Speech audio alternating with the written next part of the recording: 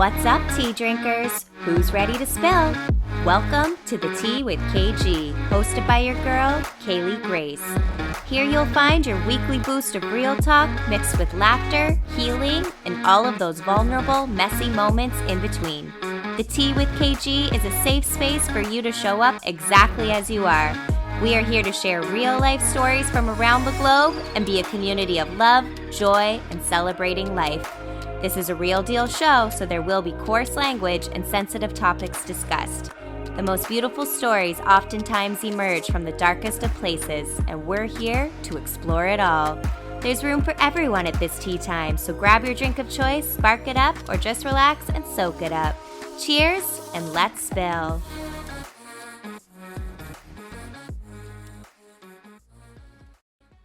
What's up, tea drinkers? Welcome back to another episode.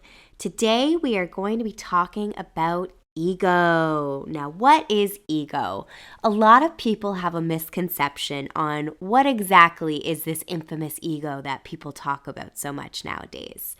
Now, I can remember growing up, if someone said like, oh, you have such a big ego or whatever, they were trying to say like you're full of yourself or you're cocky or whatever. And that's what ego was defined as. And I can even remember asking my parents, I'm like, what is that though? Like, what does ego mean? And they did not give me the right definition of it either. Because in my adult life, it's something that I have, researched a lot through my own healing journey, my own growth. And I also just really enjoy mindset material and things like that.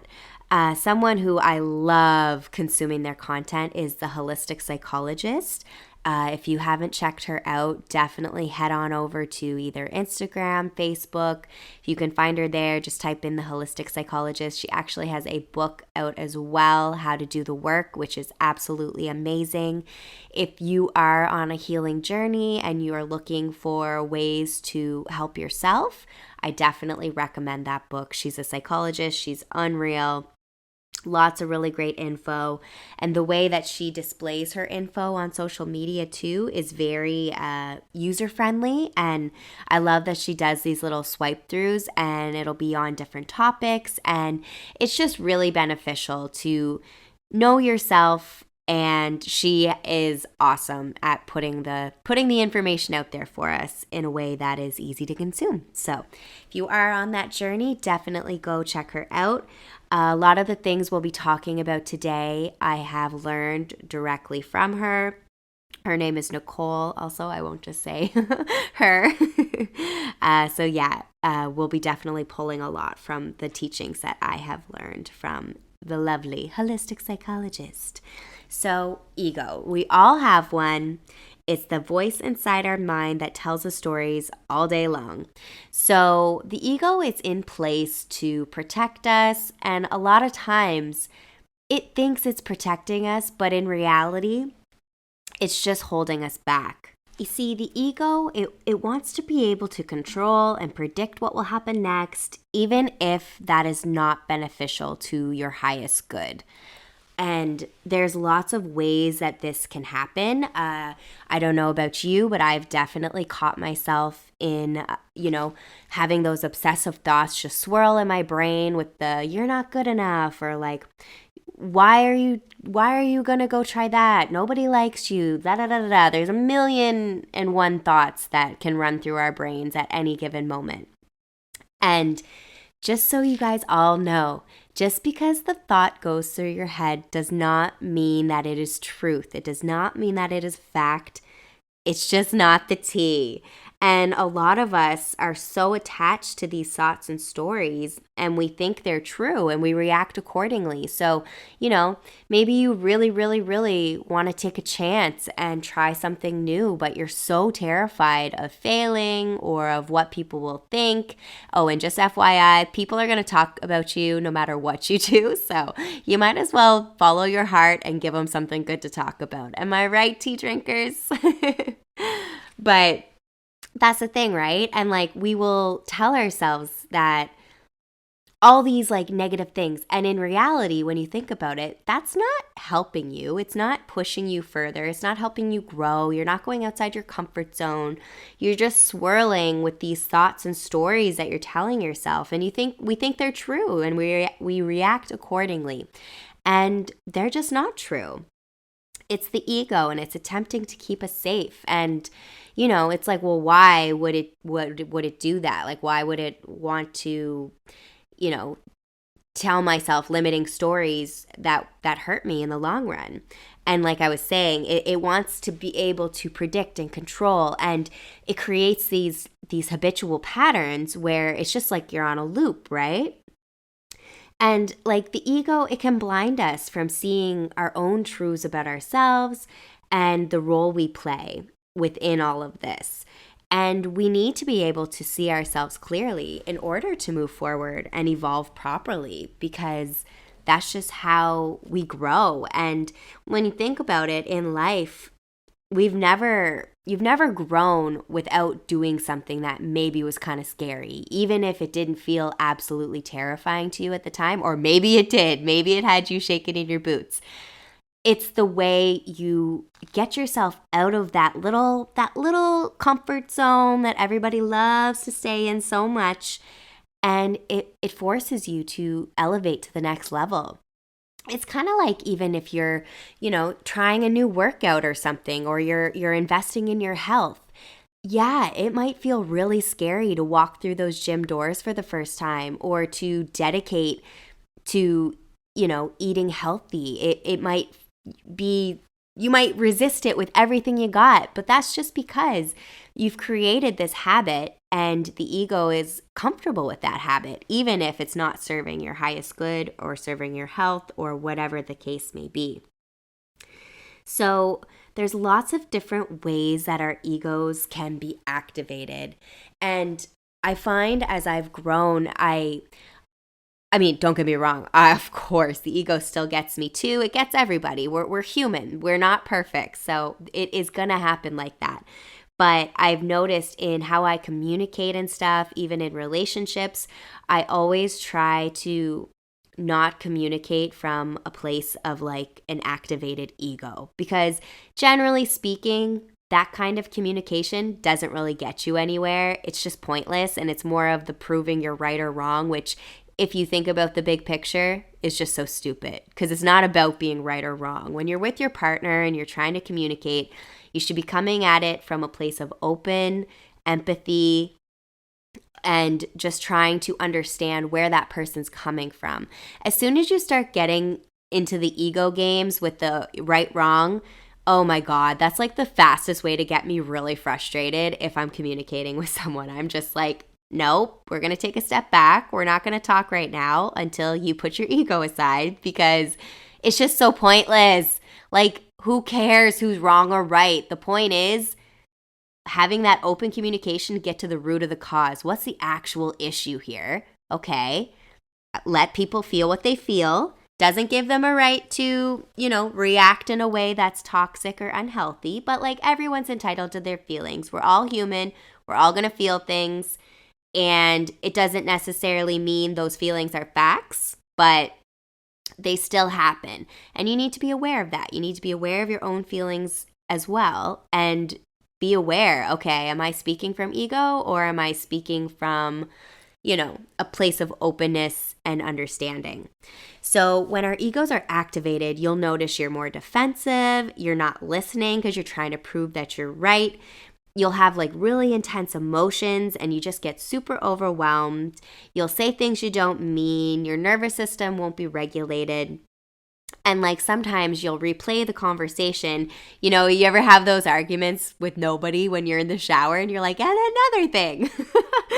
And you're replaying a conversation that you've already had. And, you're like, oh, I wish I could have said this, or, why didn't I say that? I've definitely had those fake shower arguments, so I can relate to that one for sure. But with the activated ego, you're not in that same kind of open, lighthearted frame of mind and you're just trying to protect yourself, and some people get more fiery when they're in that mode. Some people shut down. Everybody's wired differently. It just really depends on you. But next time, if you find yourself, having a disagreement with your partner or a friend or family member, whatever the case may be, take a step back for a second and ask yourself, okay, am I speaking from ego right now? Because if you are, it might be a good idea to just zoom out and think about what's the actual issue here. Because it's also really satisfying sometimes when you do operate from ego, because you get that instant gratification of the I'm right, and I'm saying that in air quotes, guys. And that's exactly what it is. It's just instant gratification. It's not long-term problem solving. And if you are having a disagreement with someone, wouldn't you want to, actually look at the root of what's going on, so then maybe this disagreement doesn't continuously come up over and over again? I don't know about you, but I certainly would rather know, what is triggering you right now? Okay, let's address that and let's move forward with a game plan. I'm very much a big picture problem solver kind of girl, so I have a hard time when people speak to me from ego. It's just okay, can you not? It's just pointless to me. And I'm why are we wasting our breath? Can we not waste our energy on this because it's just so stupid and it's really not getting us anywhere? That's just how my brain operates with that kind of a thing. And speaking of ego in the relationships, it 100% can have an effect and even hurt our relationships. And I was saying, the ego, it's the I. It's the I identity, or the concept of who you think you are based on, your past life experiences and things you've been through.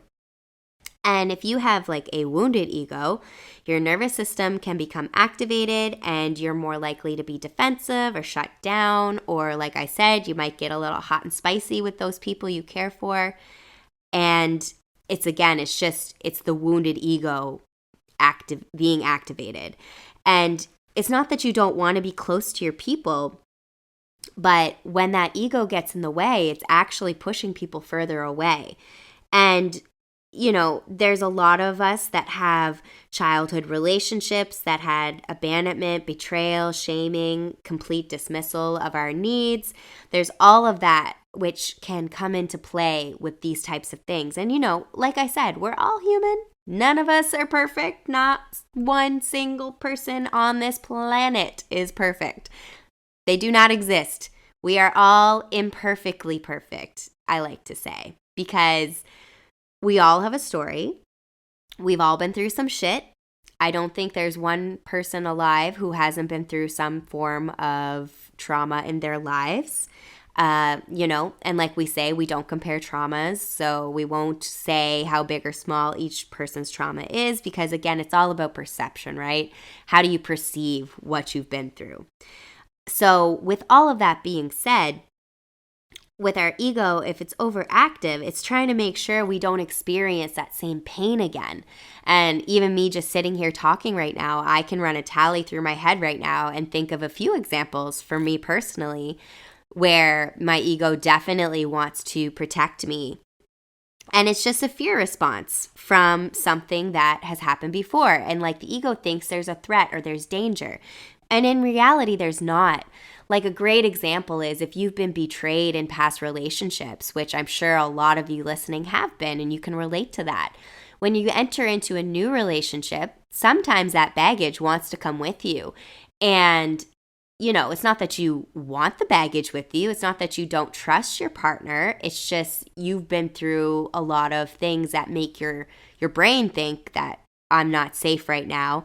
And if this happened before, it's going to happen again. And that's, again, the wounded ego, right? So you have to take accountability for that as well, because it's that cycle of stories that we tell ourselves that are just not true. It's like the bad Star magazines with the bad gossip that is so far-fetched and not true.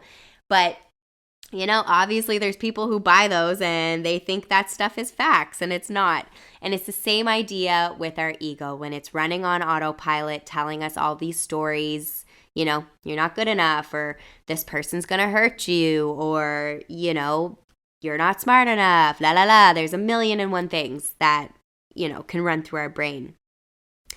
And that's just the tea when it comes to that wounded ego. But you have to be aware of it so it doesn't continue to sabotage your life, because you want to grow. You want to get out of that comfort zone. And yeah, it's not comfortable right away when you're trying to rewire your brain from thinking one thing that it's so used to thinking, because you have developed that neurological pathway and it's like a well-worn path, right? And you're trying to break new ground, and you're trying to go through the forest where there's no path, there's nothing. You're the pioneer, you're making the pathway. So it's not going to be easy right away. You're going to have to go through a lot of those bushes and brush and get them out of your way. And you're going to have to go over it again and again and again to get it to be a well-worn pathway. But it is possible to rewire the brain and get that well-worn pathway into positive thinking that pushes you forward in your life and helps you evolve and helps you grow and helps you be whoever you're meant to be in this life. So there is hope, people. All of us with those wounded egos, which is all of us. And I don't know where you're at on your journey, but maybe you're very aware of this and you've done the work, which is bravo, clapping for you right now. Those of you doing the work. And those of you who are just starting, I'm clapping for you too, because you know what? We all start somewhere, and it's never too late to start. It's never, never, never too late to start. Oh my God. On a tangent, your hype girl is here. She is here already for all of you. Coming back to that activated ego. Like I was saying, we have to learn to calm those egos so we can listen to, our friends, our family, our partners, whoever it is, take in their perceptions and allow their feelings to be heard. And that's the space, like I said, where the true healing and growth and evolution really takes place. There's different ways that the ego affects our love as well. So there's a really, really great graphic that the holistic psychologist has done. It's got 2 columns. One's ego love, one's authentic love. I'm going to read a couple of them off to you just so you kind of get an idea. I love it just the way it's laid out. So I'm going to read what the ego love says and then what the authentic love is that matches with it. So ego love, I love you based on how you make me feel. Authentic love, I love who you are as a human being. Ego love attempts to fix, control, or change. Authentic love honors flaws, self-expression, and freedom. Ego love projects unhealed trauma and insecurities. Authentic love owns triggers, apologizes, and takes responsibility. Ego love, meet my needs now. Authentic love, mutual need meeting. Ego love, I need you to be a version of self that feels most comfortable for me. Authentic love, I support your highest self and work through my own discomfort. Ego love, keeps scores of injustices, has tantrums, makes others walk on eggshells. Authentic love, can have difficult conversations and communicates clearly.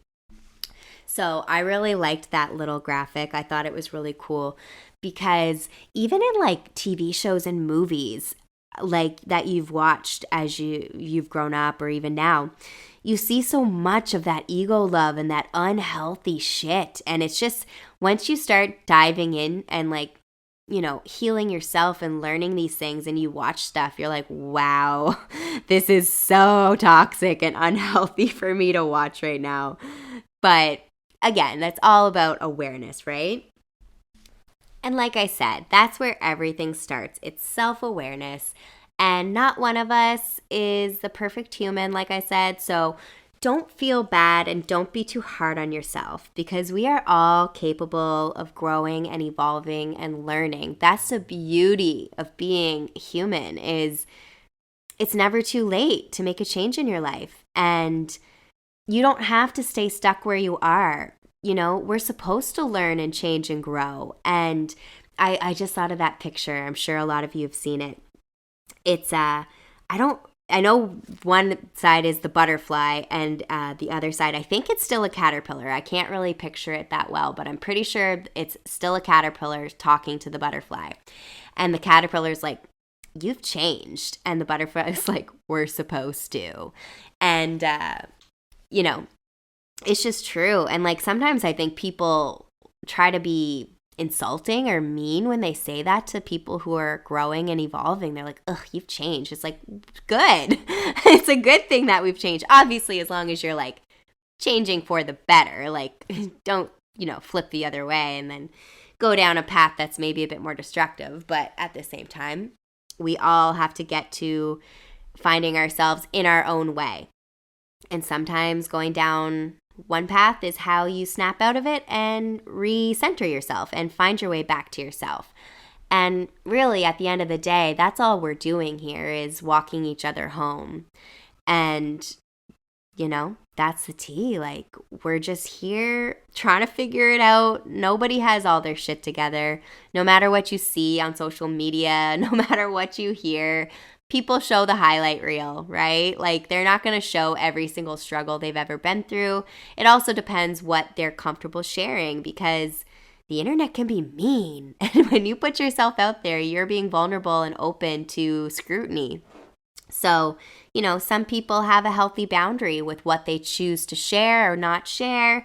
And that's totally fine. Like, you have to respect people's privacy and boundaries, and whatever they're comfortable sharing, that's fine. You know what I mean? Like, I keep my relationship very private on social media, and I'm very happy with it. And that's just what works for us. And it's the most healthy and happy relationship I've ever been in, and I'm so grateful for him. He's such an amazing man, and I'm just so lucky. Look at me talk about ego, and then I'm jumping right into my little loved up relationship talk here. But when you're happy, it's amazing. And I don't even know how I got to this place, but you guys know how we do by now. What are we? Episode 10, Ramble McGee is here. So you just have to become okay with wherever you're at. Let's get back to our topic here, guys, because I could go on a tangent. We all know this. So yeah, don't feel hard on yourself if you are not quite where you want to be. That's okay. Look at it as an opportunity. Look at it as your moment where you can just say, you know what, fuck this shit. I'm going to do what I want. I'm going to be the person I want to be. And you know what? You don't have to feel guilty about that. You don't have to feel weird about it. You don't have to feel anything about it. You can do you, and it's okay. And who cares what everyone else has to say? As challenging as that can be, I know sometimes that's easier said than done, but you got to put up some sort of boundary that separates yourself from giving a fuck about what everyone thinks. Because at the end of the day, you have to live your life for you. If you're living your life for you and you're being your best possible person for you, that's going to translate to everybody in your life. Your light will shine so bright, and it will shower those around you with love. And that's just a beautiful thing, right? And with that being said, we're going to call it tea time for today, tea drinkers. Thank you so much for tuning in. I truly, truly am so grateful for each and every one of you for tying in your amazing energy into this podcast or YouTube, wherever you happen to be checking this out from. I just want to send my truest gratitude to all of you, and I want to wish you love and light as always. Keep an eye out next week. We have a very special guest joining us, and we actually have a lot of special guests coming up. I can't wait to share their light with all of you. Wishing you a beautiful day, evening, afternoon, whatever time it is, wherever you're tuning in from. Sending you all the best. And I can't wait to tune in next week with all y'all.